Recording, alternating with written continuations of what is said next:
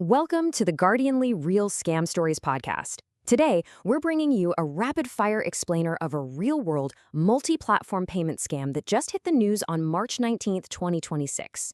This isn't just your standard story about a bad transaction, It's really a masterclass in how scammers manipulate everyday situations to steal your hard-earned cash. We are going to break down exactly how this happened, literally step by step, so you know exactly what red flags to look out for in your own life. Okay, let's dive into this. $460. That is the total financial loss suffered by an 18-year-old female victim from Salina. Now, to some people, maybe that doesn't sound like millions of dollars, but to an 18-year-old, yeah, that is a massive hit.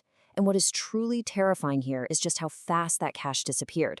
We're not talking about some highly theoretical, complex computer hack. This is real money taken from a real person in just a matter of hours. So let's take a look at exactly how this trap was set. It all started off in literally the most mundane way possible. The victim was just trying to sell an item on Facebook Marketplace. I mean, we've all been there, right? Clearing out the closet, trying to make a few extra bucks on the side. She connected with someone who seemed, honestly, genuinely interested in buying the product. And to make the transaction super easy, she provided her Venmo account information to this buyer. Totally standard procedure for a local online sale. But this completely routine transaction was about to take a really sharp left turn. And here is your first major red flag. Very shortly after sharing her Venmo handle, the supposed buyer messages her claiming there is a hold on your account. Now, immediately following that message, like right on its heels, she gets a highly suspicious text sent directly to her phone. The sender? Well, they claim to be Venmo Support. I want you to think about that timing for a second. The buyer claims there's an issue, and suddenly, magically, tech support is texting your personal number directly. It doesn't happen. Scammers use this manufactured urgency to panic you. They want you acting before you even have a second to stop and think. Now, what's really interesting about this slide is the sheer absurdity of the suspect's method. I like to call this the platform hopping trap. Let's actually trace it out.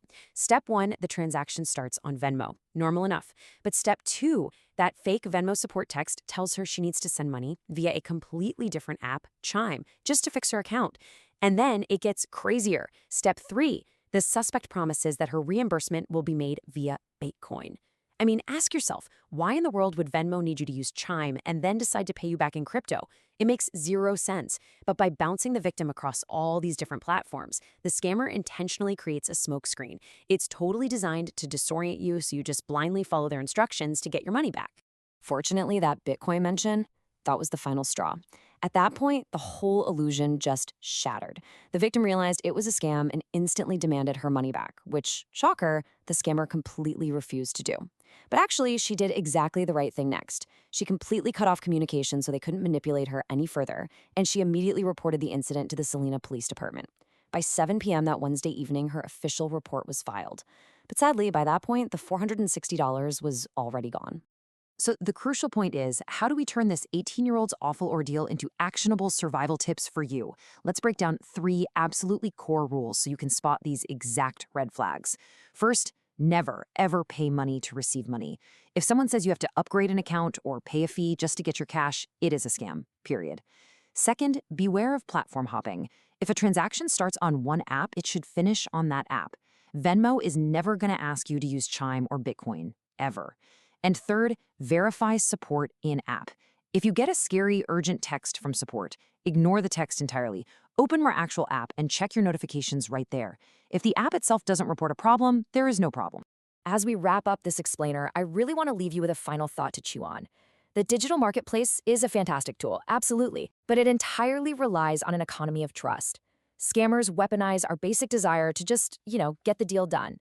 So ask yourself, are you letting manufactured urgency override your common sense?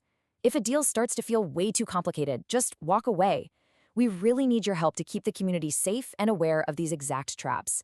So please hit that like button, subscribe to the channel, and absolutely share this story with your friends and family so we can help protect them too. Stay vigilant out there, and we will see you in the next explainer.